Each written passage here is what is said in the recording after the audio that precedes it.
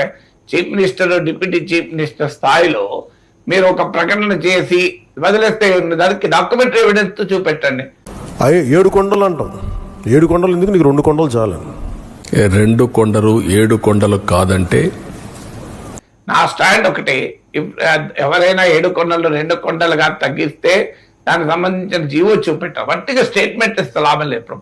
రాజశేఖర రెడ్డి టైంలో 7 కొండల్ని 2 కొండలు చేశారని సీఎం, డిప్యూటీ సీఎం స్టేట్మెంట్ ఇచ్చారు. దానికి సంబంధించిన డాక్యుమెంటేషన్ చూపెడితే అయిపోతుంది కదా.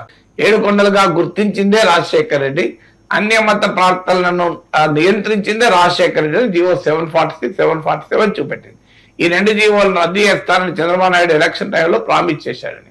ఇప్పుడు ఎవరికైనా నేను చెప్పేది, ఈవెన్ చంద్రబాబు నాయుడుకైనా పవన్ కళ్యాణ్కైనా, మీరు వేసే ప్రతి ఆరోపణకు ఒక డాక్యుమెంటరీ ఎవిడెన్స్ తో రండి. ఏదో మీరు స్టేట్మెంట్ ఇస్తాం అయిపోతుంది. మీరు ఎలా అంటారు, హోంమంత్రి నుండి తిరుమల లడ్డు తిని ఆరోగ్య సమస్యలు వచ్చాయంటారు.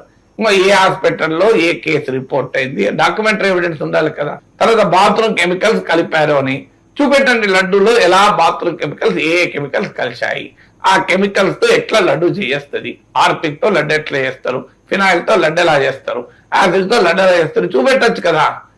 మీరు ఒక స్టేట్మెంట్ ఇచ్చి అంత పవిత్రమైన వాటిపైన ఇష్టమైనట్టుగా స్టేట్మెంట్లు ఇచ్చి వదిలేస్తే ఎట్లా చెప్పండి, ఎట్లా చేస్తారు.